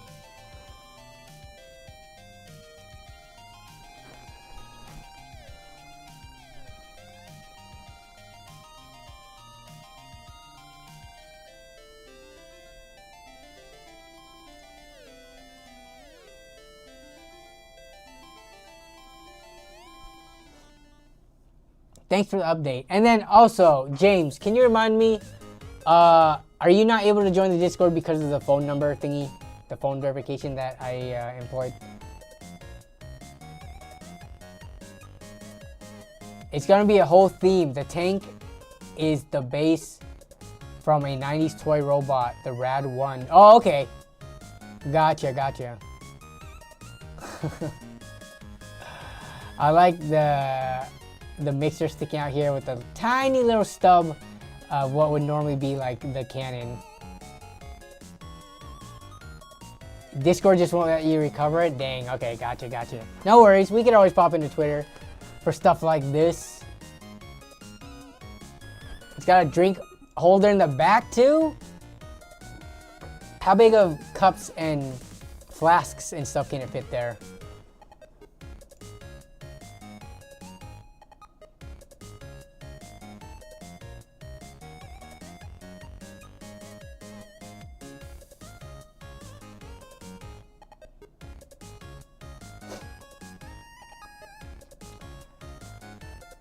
Okay, let's see. And then we got a PC Partpicker with Scooter. You still in the house? Oh yeah, by the way, I need to start eating these. Remember a few weeks ago, actually it's like a month ago, people mentioned these freeze-dried candy Skittle thingies. So I actually bought these, and these were, I've had these since the Christmas stream. Every stream I kept on forgetting to open them and eat them. So I'm gonna try some right now as we chill for a bit right before we get into Scooter's thingy. But I ended up buying this on Amazon because y'all told me the TikTok prices were good, but per pound, I found the better deal on Amazon. But yeah, I've never had these freeze-dried Skittles before. Though, I will say, I went to 7-Eleven for the first time in years recently. And they sell these there too. As well as the gummy Skittles that I was talking about a few streams ago. So, interesting. Wait, there are Starburst freeze-dried candies? I did not see those. I gotta try those ones. Those sound good. But, oh man, these smell so good. Probably because it's a bursted Skittle. Probably can't see it that well. But yeah, these smell really good.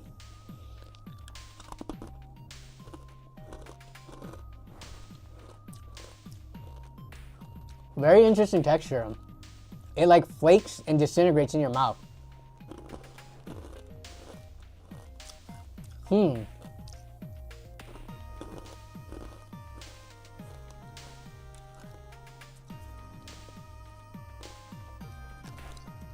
Okay, yeah, these are pretty good. Oh my goodness. These feel like they're more filling or sugar filled than normal Skittles. Like those 4 pieces I just had, I'm done. Like, it's so sweet. Whereas I feel like if I ate 4 normal Skittles, that wouldn't have been that much. But I'm tapping out in terms of like sweets after eating just 4 pieces. Oh my god. Which isn't a bad thing. That means like this bag is gonna last a long time, and when I share with people, it's gonna last longer. But oh yeah.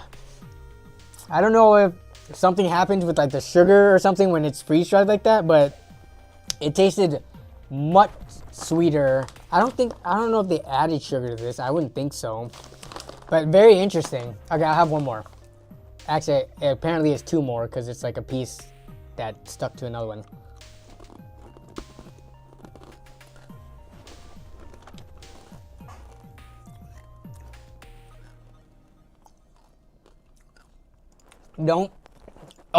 It also, the dust particles from when you bite into it and it just like poofs in your mouth, some of it can get caught in your throat pretty easily. And you can choke. Or gag rather. Oh, yeah, I feel like I gotta line my mouth and rinse my mouth now before I like form a cavity instantly. Okay. Oh, Kevin Go asks, did I go to 7-Eleven in Japan? Heck yeah, we went to 7-Eleven. 7-Elevens are very cool there. But, so we went to go see the Grand Sumo tournament there because it was happening in Tokyo while we were there.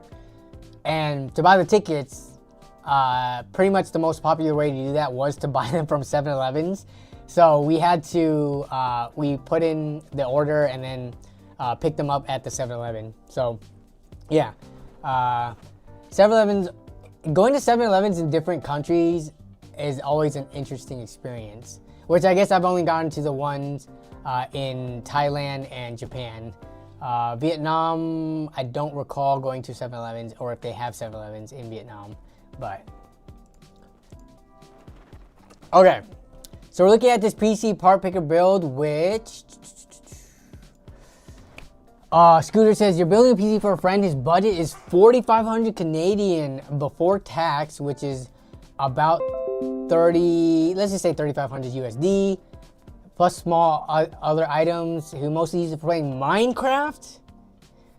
Yo, is he trying to like ray trace Minecraft at 4K, like friggin' crazy FPS? This $3,500 for a Minecraft system.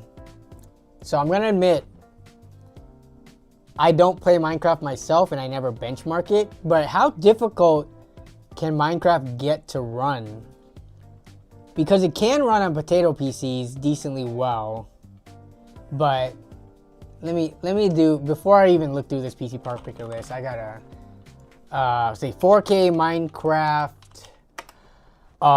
ray tracing on a 4090 system. Let's see if we got just some general. So we got RTX 4090 Minecraft 4K shaders, textures. Here we go. Wait, this is 1440p? No, they have 4K performance. 4K DLSS, 4K. Okay, here we go. What are we looking at here?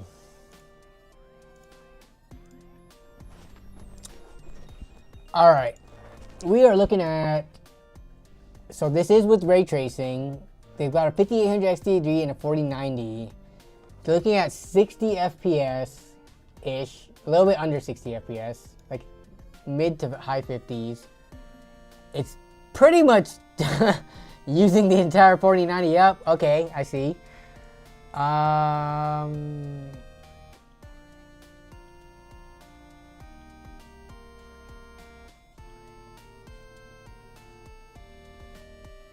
Here's 4K with DLSS with the same ray tracing. Now you get like double the performance. And then 1440p with no DLSS, you're in the hundreds. Okay, so Minecraft, I mean, I kind of figured this, especially once you throw ray tracing into the equation. There are ways to make Minecraft a difficult to run game. And yeah, mods and texture packs and stuff like that, as you guys are saying in the chat.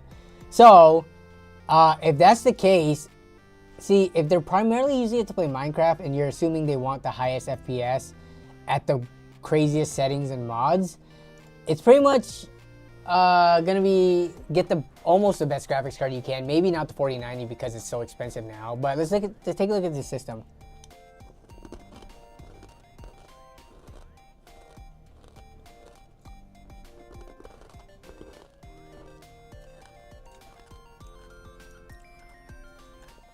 Okay.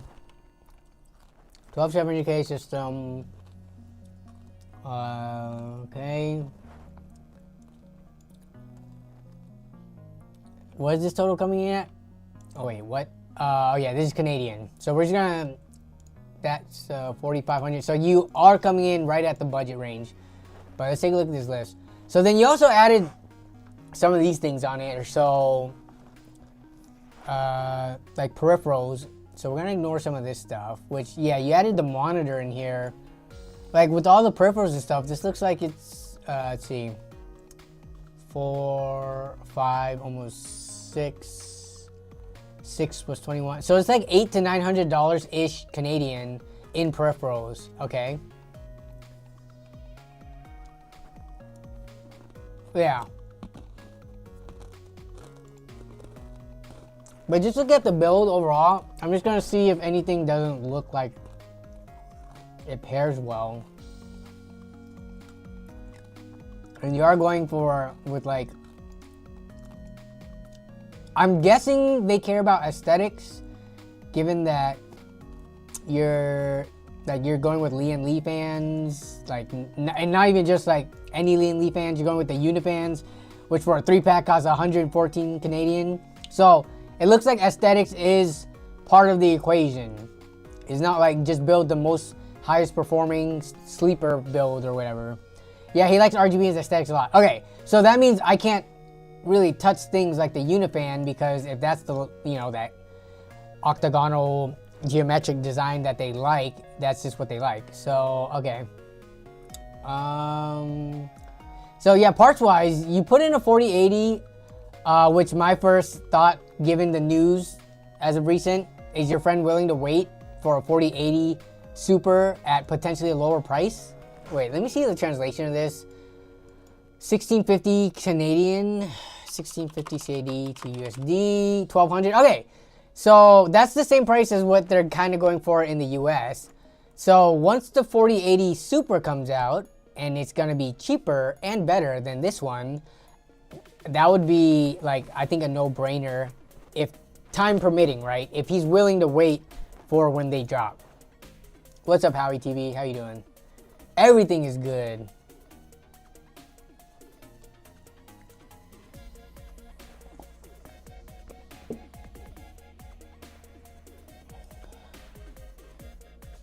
Yeah, I will wait and switch to the Super. Okay, yeah, so if you got that, let's see. For a system at this cost, what's going on here? Do they already have, so, okay, where are we going on? What are we doing here? Are some of these like already owned or being moved over? Because I'm seeing 500 gig, 250 gigs, and then the 1 terabyte. Like, what's going on with the SSD situation here? I'm assuming you're not going to actually buy these two, because there's no reason to buy a 250 gigabyte solid state drive for a system at this budget, like in this day and age. Maybe if you're building like a $300 system or something, this would work, but these are all new? Okay. Can you explain to me your thought process of splitting up your SSDs like this? I would say go straight for the 2 terabyte.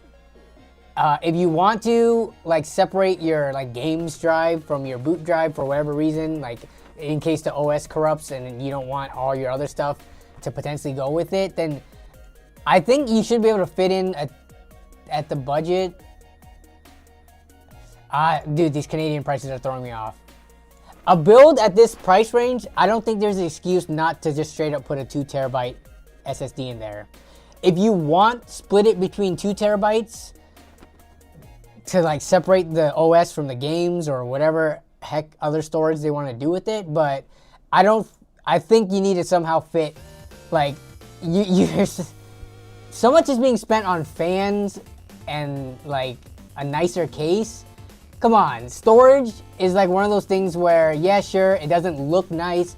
Sure, it doesn't necessarily give you more FPS, but having like a decent storage array and decent SSDs, you can't sleep on that. No. Do not make a boot drive 256 gigabytes. Do not do that, please.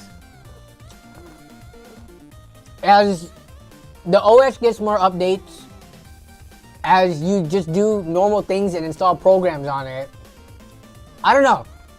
As much as I know some people like installing the programs and stuff and games on different drives, there is still primary sets of programs that I like to put on the same as the boot drive. Things like my browser, like I have OBS on my boot drive. Like, why do I want all the other stuff that I use on a very regular basis that is not specifically tied to games, like Photoshop, Premiere Pro? I keep all those on my boot drive. Do not get a boot drive that will basically be more than half full from the start, and then quickly fill up as you just do your normal daily tasks of browsing, downloading, stuff like that. Cache builds up, all of that stuff. So yeah, my suggestion looking at this so far is try to get 2 1 terabyte drives. Do not do this list that you have right now. Yes, that's actually a good point too. I was even thinking about the endurance, and just if any of them use any type of like caching technology, the less space you have left over on the drive, the worse performance is gonna be.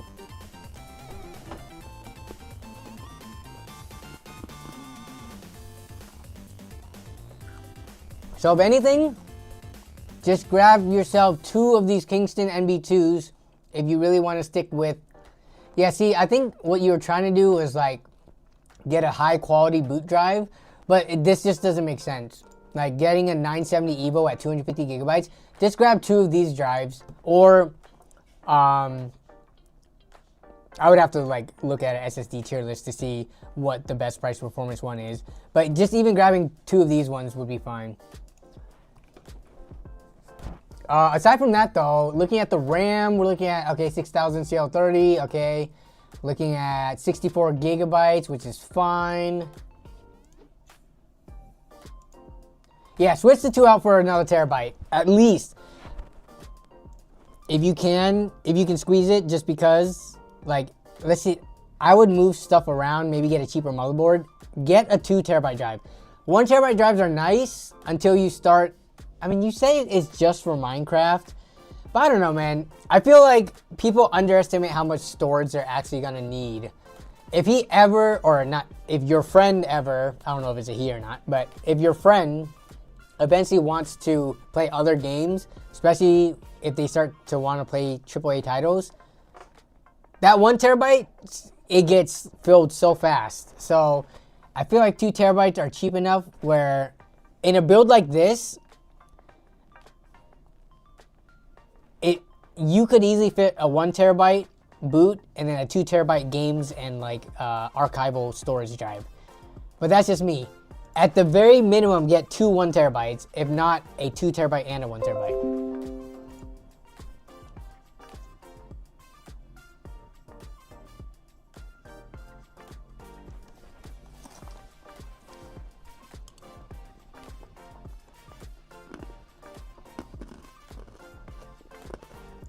This is Canadian. So 209 Canadian is what?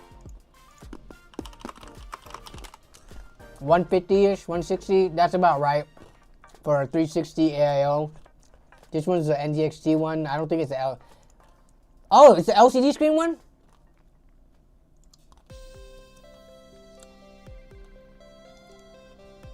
Let me see. Let me make sure. Yeah, so this, okay. Yeah, 160 for a 360, 160 equivalent USD for a 360 AIO with a LCD display. That's actually very reasonable. Yeah. And they're going for aesthetics and stuff. I like the LCD screen. I like seeing my temperatures without having to go into my computer to like look at hardware info and stuff, so yeah.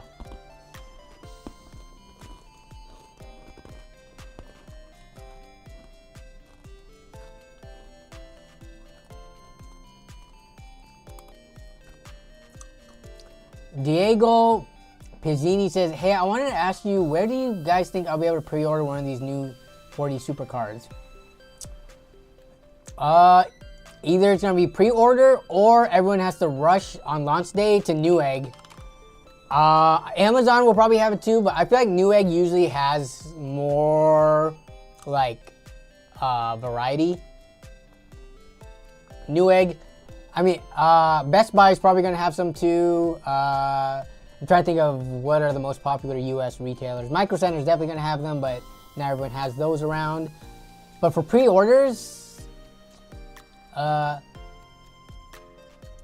don't know if these. I didn't see if these were gonna be specifically pre-order or just launch day, you know, rush release.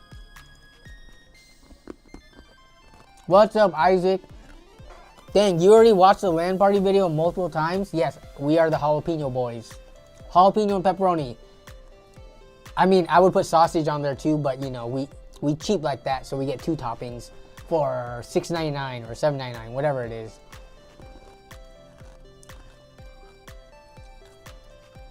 Okay, but for the rest of the build, yeah. Like, why does he want, or why do they want the RG Strix? I feel like you could choose a cheaper motherboard and get like more storage space. Unless they like the look of this specifically, but I mean, RG boards are just expensive. Let me go to US. Where's the US equivalent price? Oh no, it didn't do it.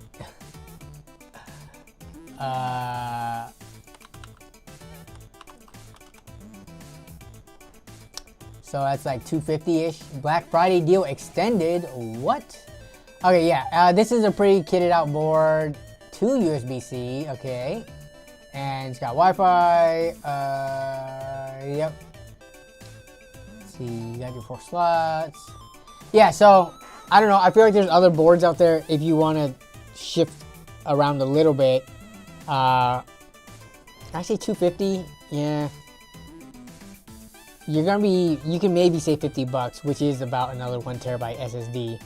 So up to you. You can keep the board and just throw a little bit more money on the SSD regardless.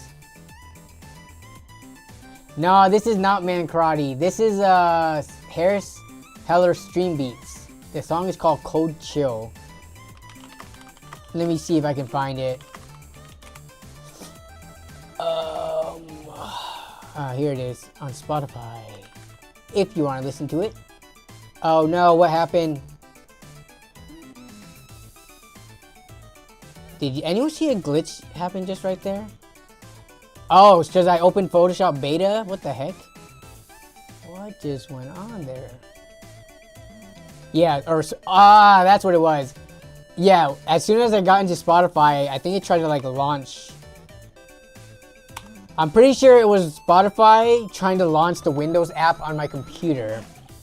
That was strange. But yeah, that's the song.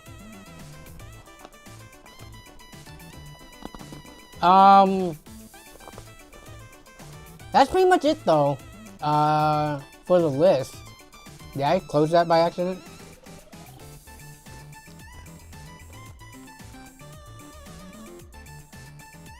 Everything else, this is the nice thing about like when you're building kind of modern high-end systems.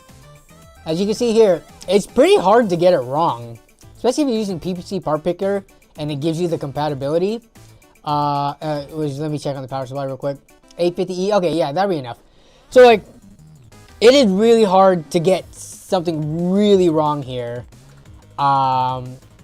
I mean, the SSDs were definitely the biggest thing. Everything else is kind of like aesthetics and preferences. Yeah, you could make a similar build and save some money, but you're just choosing out like different fans, different cooler, different case, stuff like that. I mean, you can't go wrong with like a 12700K and 4080. Like, they're kind of priced what they are. Not gonna get crazy good deals now that Black Friday is over, unfortunately, so. Yeah, the 4080 pricing, it's Canadian, and they're not going to grab this one. They're going to grab the 4080 Super when it comes out. So we already addressed that.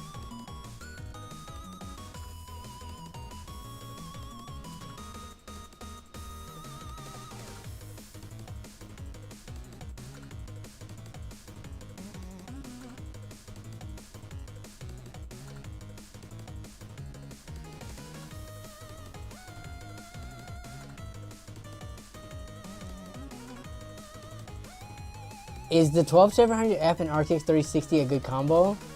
Would there be a bottleneck? A little bit. the 3060 will bottleneck the 12700F, but I mean, I've seen decent amount of builds where people pair like whatever variant of the 12700 with like 3060s or 3060 Ti's, so you could definitely pick a more powerful graphics card.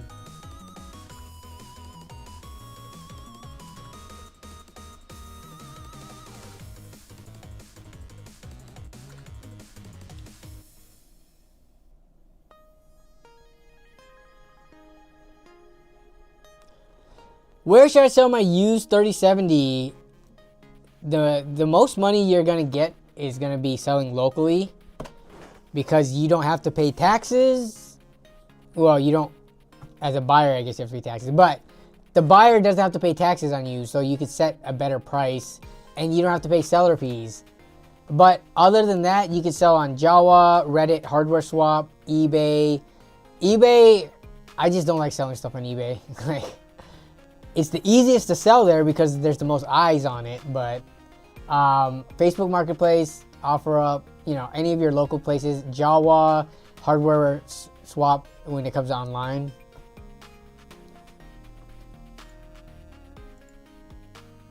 What's the, yeah, I guess this is an interesting, what would you guys say is a good price to sell a 3070 for? So before I personally answer this, let me know what you guys think. Like, if you were to sell a 3070, what would you try to sell it for to be a fair price? Not what would you buy it for, because I know everybody's super cheap and they want like the craziest good deal, once in a lifetime deal. But how much would you personally sell a 3070 for? And let me take a quick look on Newegg, because I think they're still going for a decent amount. Like, if you look up 3070s, the lowest price one is still $425. So I'm thinking they could still fetch like $325 pretty easily, if not like $350. But I'll pop over to eBay in a second. $300. I feel like $300 for a 3070 is a pretty decent pickup. You have the tough 3070. Okay, so that's not like the crazy high-end one or expensive one. The tough ones are kind of like middle of the road, if not close, like entry to middle of the road. Yeah, because okay, let's see. eBay price guess for RTX 3070. What am I gonna think these are gonna come at? I'm thinking 325. Let's take a look. Is it gonna be 325 if we go to buy it now? Lowest price. All right, we got the broken ones. Yay! Thank you for always showing me broken crap. eBay, you're the best when you do that. All right, we're looking at no board, no GPU. Someone's really trying to sell this cooler for 220.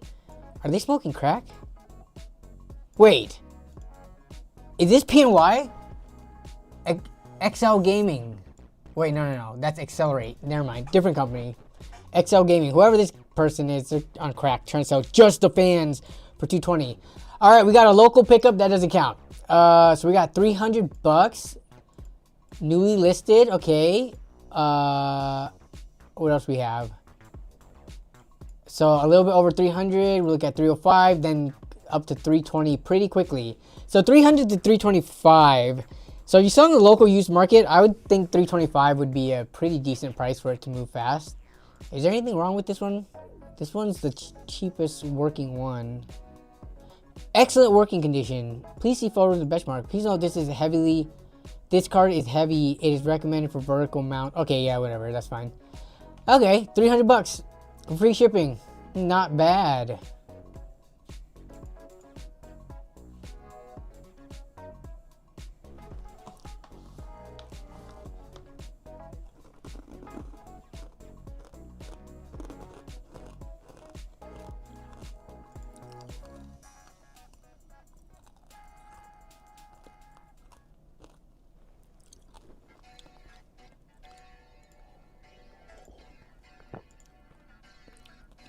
All right, we are about approaching that 2-hour mark in the stream. I do have to cook dinner tonight. I'm making butter chicken masala, or butter chicken, or the tikka masala. I forgot what it is. It was the Costco jars of sauce, which makes the easiest dinners, but I still gotta go prepare it, chop the raw chicken, cook it, and prepare all that stuff. So I think I'm gonna spend the last 5 to 10 minutes hanging out with chat before I go do that. So what are you guys saying in chat? I can't wait for the 7600 XT. Yeah, I'm very curious to see how it performs. Okay, give me 1 second.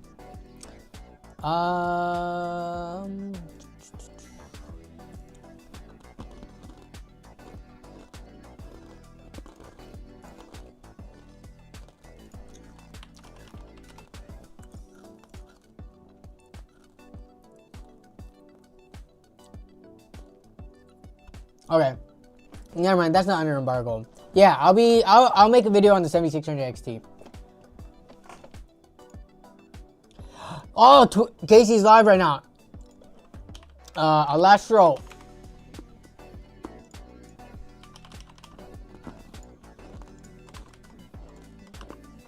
Heck yeah, he's playing Monster Hunter, which is popping off kind of right now. Oh, as always, if y'all wanna, a lot of people always ask about Casey and stuff like that. Him streaming is an opportunity for you to hang out and watch him game and ask him questions and learn more about him. Please do not go into his stream and ask questions about me. I think that is very rude. You know, if you're gonna watch him stream and stuff, like, make it, the stream is about him gaming, not about nerd on a budget. So let me say what up to him real quick.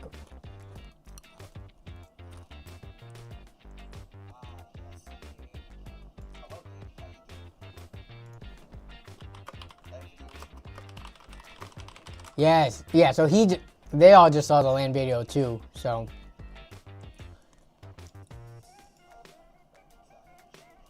So, funny thing is, they're actually planning a mini LAN, which I'm gonna be attending remotely, just because it's not gonna be a full blown out LAN, it's just a smaller, they're gonna meet at James's house this weekend and they're gonna play Terraria, so.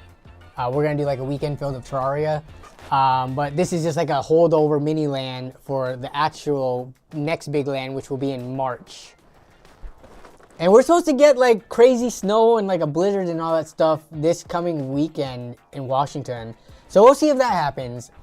I could use another snow day or a snow in. It's been a year since we've last been snowed in, so I like waking up, not being able to go anywhere because the snow is piled up so high and the roads are way too icy and not plowed, and just staying in, keeping warm, and just chilling, just lounging all day.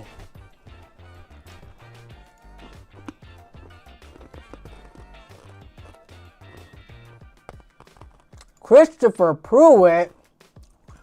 Chris, when did you pop in here? How you doing, man? Long time no see. What have you even been up to, bro? Is it time to upgrade your computer yet? You got money saved up yet? You lounge lizard lol.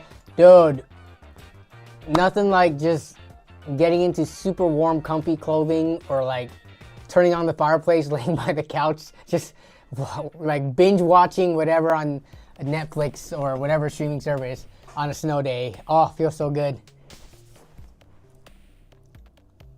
So, Chris Pruitt is one of my friends that I actually built a computer for. Let me bring that up, actually. How much was that thing? Was that $1,700? So, Chris is this person. Where is it? Do I remember? Dang it! How much was that system? I could have sworn it was $1,700. Now I gotta find it now. This is annoying me. Actually, I can find it going this direction. Where is that system I built for him? I'm gonna find it.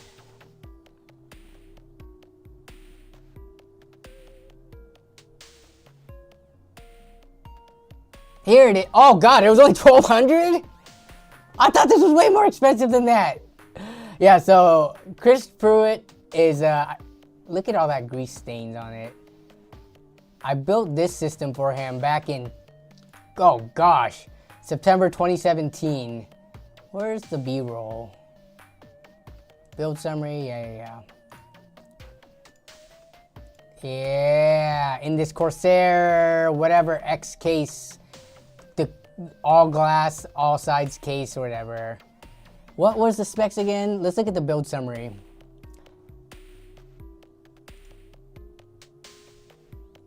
All right, so the build summary, I remember I picked up that 1080 for the Win Edition in person and I made a pickup video, 450 bucks. It's got 1700X in it, B350. Man, look at these specs 6 years ago.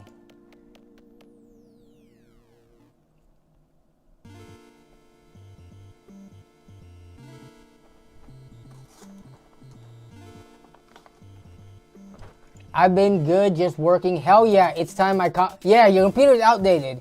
So this is what we do. We upgrade your PC and then I take your old parts so I can play with it and make content with older parts on. Also, you haven't been up to the new house yet, so.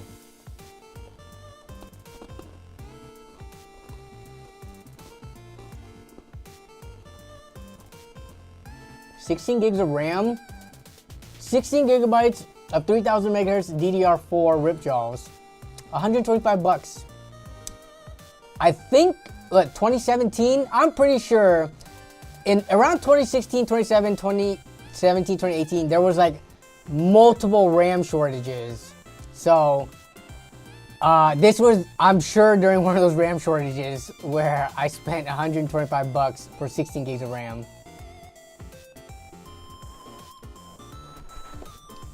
Look at this. Chris, you really only have a 128 gigabyte SSD in there right now? Did you ever upgrade? Please tell me you're not running most of your games on a 2 terabyte spinner.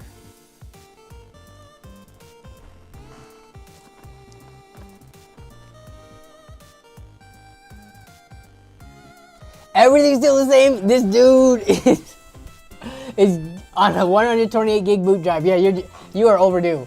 So just let me know however much you want to spend, and I will build the most beast PC for that amount. Man. And then I'll buy back some of these old parts so I can play with them.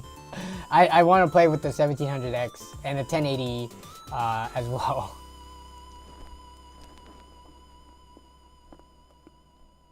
He got about 2 gigabyte left for breathing room. I know, right? Dude, 128 on the actual drive itself, that's like, what, is it closer to like 104, 105 or something like that? And then Windows, after all the updates, probably takes up like 30-ish to 40. Yeah, you ain't got none left there.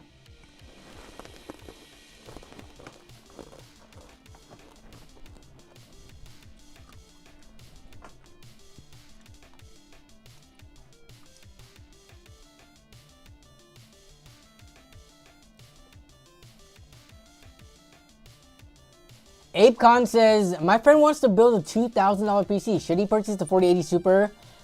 It's kind of hard to build a 4080 Super PC for 2,000 bucks unless you straight up skimp on everything else. Because you've got $1,000 left to try to pair it with a good CPU, motherboard, RAM, power supply, case, all that stuff. You could fit the rest of it into $1,000, but you're going to be taking kind of a hit on your CPU. And I mean, look, like power supplies for something like that are already starting to eat into the $100 territory. Motherboard for whatever platform you're going for is already easily going to be in the $100, if not $150 territory. So you start eating away at your last $1,000 very fast. It's doable, but you're going to be, I'm thinking you go like i5 or Ryzen 5 to try to fit it within that price.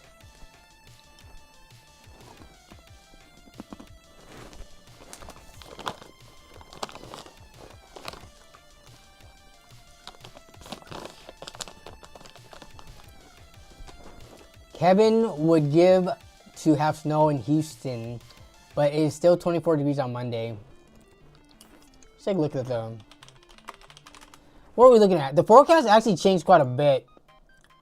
10-day forecast. Oh, wait, what? What happened to the freaking single-digit temperatures? Oh, God. Okay, we're not getting snow. Not even close to getting snow. Dude, the forecast changed so fast within 24 hours. They were predicting... Let me see what I bring the This was only 2 days ago. Rare blizzard warning issued for Seattle.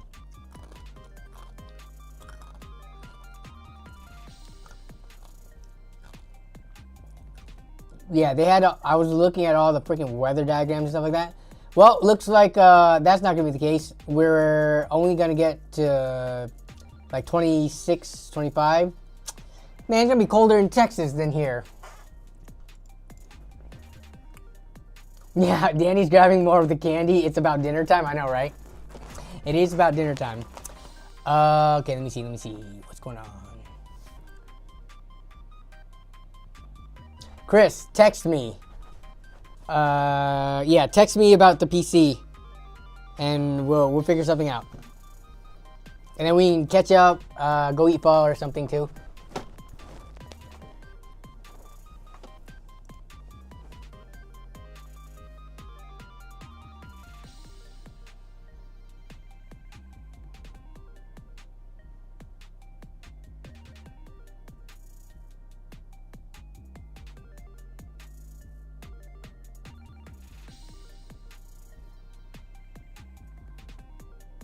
Texas don't own a snowplow, and then didn't your whole grid shut down? Where I don't know where that happened. Where people lost power for a decent amount of time, right? I'm trying to think. Every time we have like most of the snowstorms that we've had here, it did not result in power outages. At least where I live, which is like 20 minutes north of Seattle.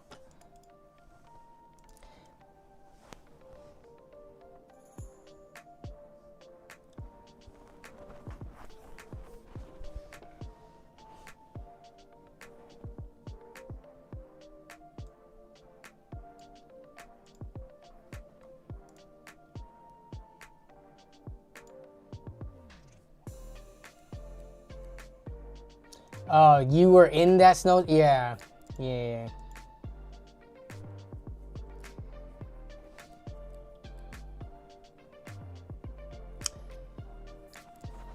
As you guys see more stuff come out about CES, and I'll also make a list of it so that we could check in on the rest of what CES had to offer in next week's stream. Definitely drop them in the stream submissions on the Discord server or anything else, and we can get to them starting next week. Today was pretty tame with regards to stream submissions, so I was able to talk about everything that I wanted to talk about. So with that said, hope everyone has a great rest of your day, great rest of your week, and great weekend coming up. Let's see, with regards to upcoming content, I am going to be working on kind of older system, like budget build, as well as, what else do we have coming up? I need to make more of a YouTube short stuff surrounding like the LAN parties. But yeah, I think that's pretty much it for the near term. So yeah, you guys have a great rest of your night, and I will see you all in the comments and stuff of whatever else I release until next week's stream. So take care, everyone. Have a good night. Bye-bye.